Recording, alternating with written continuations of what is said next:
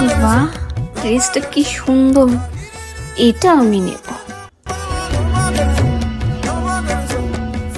বলছি আমাকে কিছু টাকা দাও, আমি ড্রেস নেব। যখন দেখি শুধু টাকা, নেই কোন টাকা পয়সা।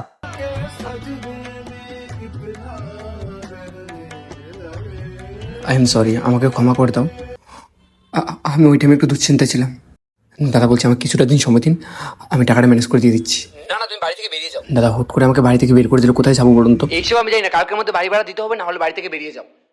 ঠিক আছে, আমি কালকের মধ্যে দেখছি। আমি আর কখনো তোমার গায়ে হাত তুলবো না।